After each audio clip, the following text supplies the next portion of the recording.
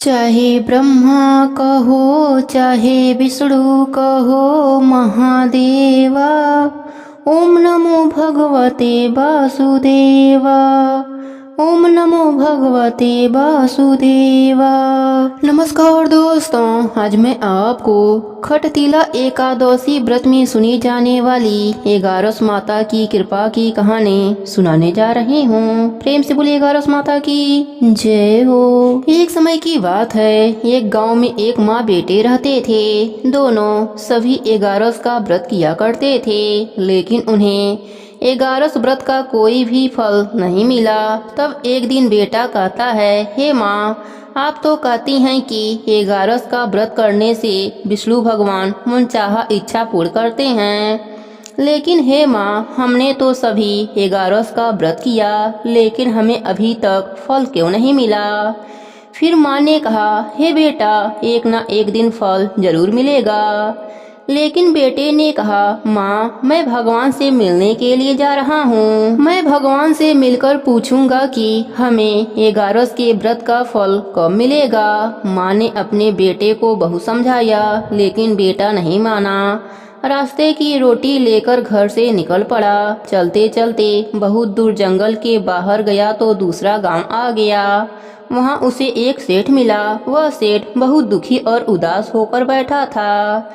सेठ ने जब बुढ़िया के बेटे को जल्दी जल्दी जाते हुए देखा तो सेठ ने बुढ़िया के बेटे से पूछा, हे पुत्र, तुम इतनी जल्दी जल्दी कहाँ जा रहे हो और कहाँ से आ रहे हो। तब बुढ़िया के बेटे ने कहा, हे सेठ जी, मैं और मेरी माँ 11 का व्रत करती हैं, लेकिन हमें 11 के व्रत का कोई भी फल नहीं मिला, इसलिए मैं भगवान से मिलने के लिए जा रहा हूँ। मैं भगवान से मिलकर पूछूंगा कि हमें 11 का फल कब मिलेगा। तब वह सेठ बोला, हे पुत्र, तुम मेरे समस्या का निवारण भी भगवान से पूछकर आना। बेटा, मेरे 3 लड़के हैं, मैं उन सभी के लिए 3 मंजिला मकान बनवा रहा हूँ, लेकिन जैसे ही छत पड़ती है मकान गिर जाती है। बेटा, मैंने ऐसा कौन सा पाप कर दिया है जिसकी वजह से मैं अपने बेटों के लिए मकान नहीं बनवा पा रहा हूँ। अगर तुम्हें भगवान मिले तो तुम मेरे समस्या का निवारण भी पूछ लेना। बुढ़िया के बेटे ने कहा, हे सेठ जी, मैं जरूर पूछ लूँगा। उसके बाद बुढ़िया का बेटा आगे चल दिया। आगे गया तो एक घने जंगल में उसे एक सांप मिला जिसकी पूंछ में आग लगी हुई थी। बुढ़िया के बेटे ने झट से मिट्टी डालकर सांप की पूंछ में से आग बुझा दी। आग बुझते ही सांप क्रोधित हो गया और फन फैलाकर बैठ गया और बुढ़िया के बेटे से बोला, अरे अब मैं तुम्हें खाऊंगा। लड़का बोला, भलाई का जमाना ही नहीं है, मैंने तो तुम्हारी पूंछ में से आग बुझाई और तुम मुझे ही खाना चाहते हो। तब सांप बोला कि मैं 100 साल का बुढ़ा बुजुर्ग बीमार सांप हूँ, मैं रेंग भी नहीं सकता, ना ही मैं अपना पेट भरने के लिए शिकार ही कर सकता हूँ। मैं खुद ही मरने के लिए आग लगाई थी ताकि मुझे मुक्ति मिल सके, लेकिन तुमने मुझे बचा कर के अच्छा नहीं किया। तब बुढ़िया का बेटा बोला, हे सर्प देवता, मैं भगवान से मिलने के लिए जा रहा हूँ। जब मैं भगवान से मिलकर वापस आ जाऊं तब आप मुझे खा जाना। तब वह सांप कहता है कि अगर तुम भगवान से मिलने के लिए जा रहे हो तो मेरे दुख का निवारण भी पूछकर आना। तुम भगवान से पूछना कि मेरी मृत्यु कब होगी, मुझे कब मुक्ति मिलेगी। तब बुढ़िया के बेटे ने सांप से कहा, हे सर्प देवता, मैं आपके दुख का निवारण भी भगवान से पूछ लूँगा। उसके बाद बुढ़िया का बेटा आगे चल दिया।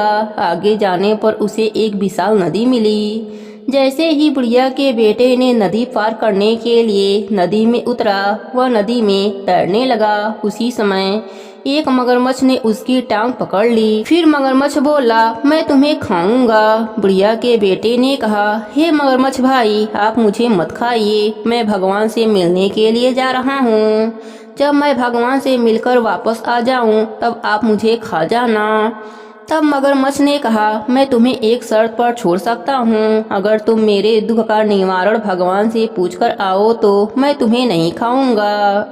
बुढ़िया के बेटे ने कहा, अगर मुझे भगवान मिले तो मैं आपके दुख का निवारण भी पूछ लूँगा।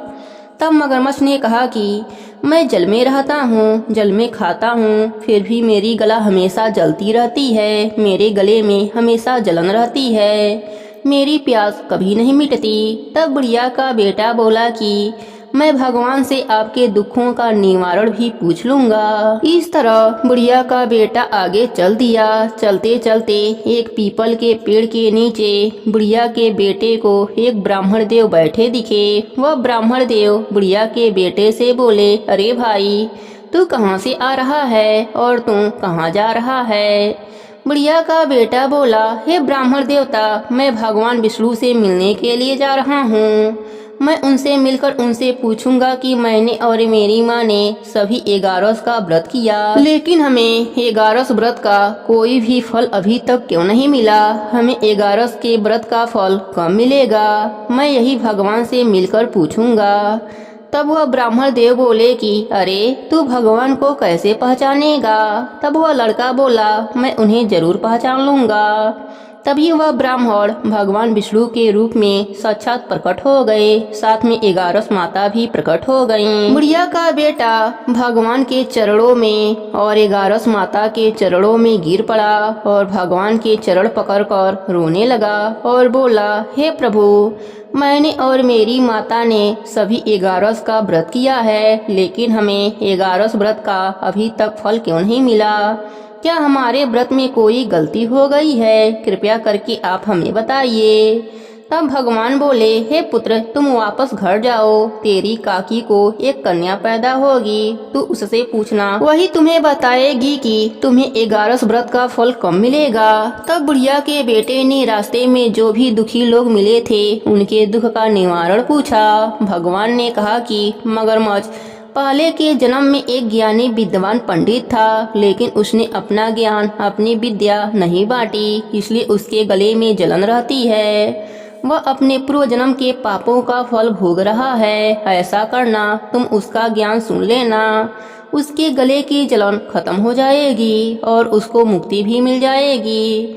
फिर भगवान ने सांप के दुख का निवारण बताया कि सांप पिछले जन्म में एक राजा था। उसके पास 4 घड़े सोने की अशर्फियाँ थीं, लेकिन उसने वह खजाना ना किसी को दान दिया, ना ही उसे किसी पुण्य काम में लगाया। इसलिए उस सर्प के पेट उन 4 घड़ों के खजाने पर घसीटता रहता है। तो ऐसा करना, उससे कहना वह अपना खजाना गरीबों में दान कर दे, उसी क्षण उसकी मृत्यु हो जाएगी और उसको मुक्ति भी मिल जाएगी। भगवान ने सेठ के दुख का निवारण बताया कि यह सेठ भी अपने पाप कर्म का दोष भोग रहा है। इस सेठ का एक छोटा भाई है और उसकी एक जवान लड़की है और सेठ के 3 लड़के हैं। सेठ के पास धन दौलत की कोई भी कमी नहीं है, जबकि उसके छोटे भाई के पास लड़की का ब्याह करने के लिए पैसे भी नहीं है। जब छोटे भाई की लड़की उस हवेली को देखती है तो खूब सिसक सिसक कर रोती है कि मेरे पिताजी के पास पैसे होते तो मेरा ब्याह करा देते। इसलिए उस सेठ की हवेली पर जब भी छत बनता है तो वह भर भरा कर गिर जाता है। अगर वह सेठ अपने भाई के लड़की का ब्याह धूमधाम से करवा दे तो उसकी हवेली पूरी बन जाएगी और वह फिर कभी नहीं गिरेगी। इस तरह बुढ़िया के बेटे ने सभी के दुखों का निवारण पूछा। फिर बुढ़िया के बेटे ने भगवान को प्रणाम किया, 11 माता को प्रणाम किया और वापस घर की ओर चल दिया। उधर भगवान भी अंतर ध्यान हो गए। सबसे पहले बुढ़िया के बेटे को मगरमच्छ मिला। मगरमच्छ ने जैसे ही बुढ़िया के बेटे को देखा तो वह बोला, अरे भाई, क्या तुझे भगवान मिले? क्या तूने मेरे दुखों का निवारण पूछा? तब बुढ़िया के बेटे ने कहा, आप अपने पिछले जन्म के कर्मों का फल भोग रहे हैं। आप पिछले जन्म में एक बहुत बड़े ज्ञानी पंडित थे, लेकिन आपने अपना ज्ञान किसी को नहीं बांटा, इसलिए आपके गले में जलन रहती है। अगर आप अपना ज्ञान, अपनी विद्या किसी को सुना दें तो आपके गले की जलन उसी समय मिट जाएगी। तब मगरमच्छ ने कहा, अरे भाई, मुझे देखकर तो सभी डरते हैं, मेरे पास कोई नहीं आता, किसी अपना ज्ञान बांटूं। तू ऐसा कर, मेरा ज्ञान तू ही सुन ले। तब मगरमच्छ ने अपनी पूरी ज्ञान बुढ़िया के बेटे को सुना दिया। उसी समय मगरमच्छ के गले में ठंडक आ गई। फिर वह खुशी खुशी नदी में चला गया।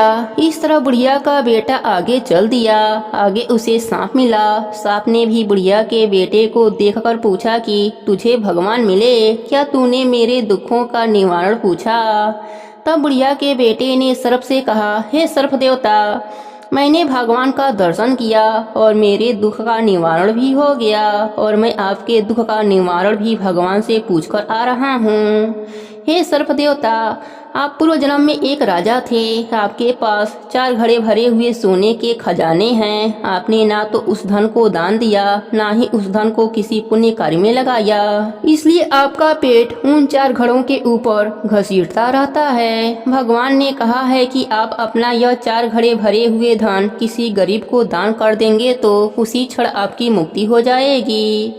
तब सांप ने भी वही बोला जो मगरमच्छ ने बोला था। सांप ने कहा, अरे भाई, मुझे देखकर कोई भी मेरे पास नहीं आता, सभी मुझसे डरकर भाग जाते हैं। तुम ऐसा करो, इस खजाने को तुम ही रख लो। तब सर्प देवता ने उन खजाने को बुढ़िया के बेटे को सौंप दिया। उसी क्षण सांप की मृत्यु हो गई और उसे मुक्ति मिल गई। बुढ़िया का बेटा ज्ञान और धन लेकर आगे चल दिया। आगे जाने पर उसे वही सेठ मिला।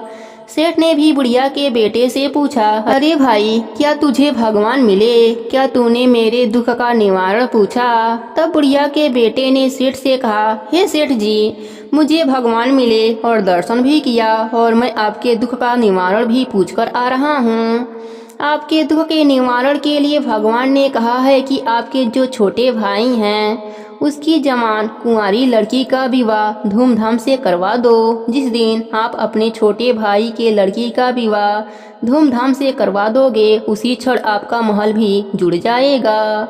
इस पर सेठ बोला, अरे अब मैं अपने भाई के लड़की के लिए लड़का कहाँ खोजने जाऊँ। तुम ऐसा करो, मेरे भाई की लड़की से तुम ही शादी कर लो। फिर सेठ ने खूब दान दहेज देकर अपनी भतीजी की शादी बुढ़िया के बेटे के साथ करा दिया और उसे खूब सारा दान दहेज भी दिया। बुढ़िया का बेटा ज्ञान, धन, दौलत, खजाना और पत्नी को लेकर अपने घर की ओर चल दिया। जब वो अपन घाट पर पहुंचा तो गांव के लोगों ने उसे आता हुआ देखकर भागे भागे बुढ़िया के पास पहुंचे और बोले, अरे ताई, तेरा बेटा दुल्हन और खूब धन दौलत के साथ आ रहा है। बुढ़िया ने कहा, अरे क्यों जले पर नमक छिड़कते हो, मेरे बेटे को गए तो कई दिन हो गए, न मालूम वह कहाँ होगा।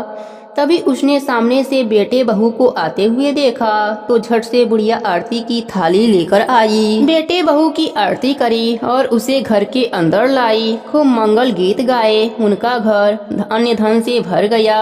थोड़ी देर बाद बेटा अपनी माँ से बोला, हे माँ, काकी की लड़की हुई है ना। माँ ने कहा कि बेटा तुझे कैसे मालूम हुआ। तो बुढ़िया का बेटा बोला, माँ, मैं पूरी बात मैं तुम्हें बाद में बताऊंगा, मैं पहले काकी के लड़की से मिलकर आता हूँ।